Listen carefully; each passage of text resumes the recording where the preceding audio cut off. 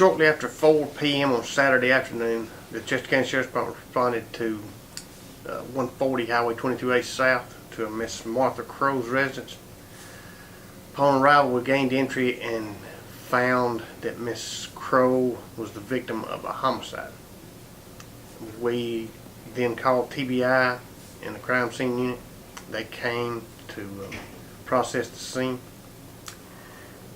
During the investigation and through the night, we spoke with several family members and friends and neighbors. And a Mr. Alex Schewe, which lived at 215 Highway 22A South and was a second cousin to Mrs. Crowe, became a person of interest. We deputies responded to Mr. Schewe's residence around 1 p.m. on Sunday to set up an interview with Mr. Schewe, and upon our arrival we discovered that he was deceased from a self-inflicted gunshot wound.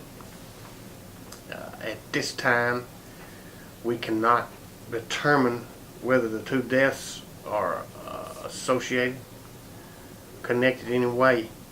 It's still under investigation. Miss Crowe's body was sent Sunday morning to Nashville for an autopsy,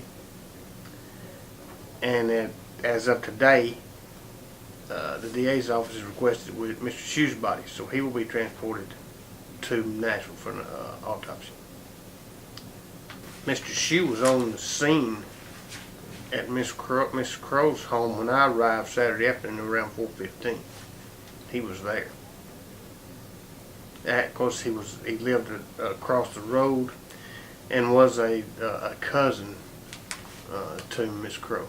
So he was at the scene. He did not have a criminal record in Chester County, and any more of that is unconfirmed.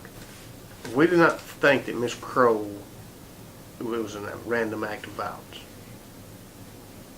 We believe there's no reason for the residents of Jackson Creek to be alarmed about a killer being on the loose. And I will say again, at this point, we have, it's way too early to determine if the deaths are related. And I'm not saying that. Like we're waiting on the crime lab.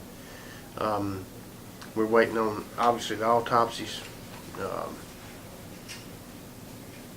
At this point, her cause of death is unknown. So we're still waiting on a lot. We hoped to get that expedited and have the results of that in the next day or so.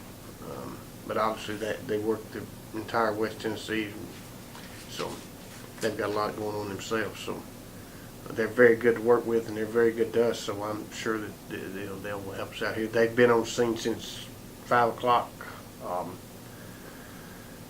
Saturday afternoon. Literally, one of them been with me the entire time. So I know that they're doing all they can to help us. You know, that nobody was close with him. He kind of kept to himself. Like I said, he hadn't been there long. The neighbors was guessing 3 months. I think the girlfriend actually said they'd been there about 9 weeks, but obviously she was hysterical. She was the one that found Mr. Schewe. The last time we have Miss Crowe alive is Thursday night. At this point, it's Thursday night around 8 o'clock. Miss Crowe's death is still under investigation, obviously. Mr. Schewe's death is not his death. I mean, it was an obvious suicide, and that's what it was ruled. And that investigation is complete as far as his death is concerned. He was there when I arrived on scene. Of course, there were several neighbors there when I arrived, and he was cooperative. I mean, you know, he seemed concerned, and he left obviously his name and contact information.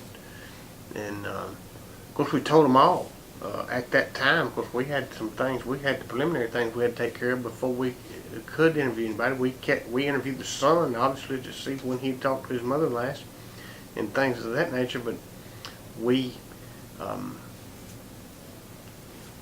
basically ran everybody off and got their contact information and said that we'll be in contact.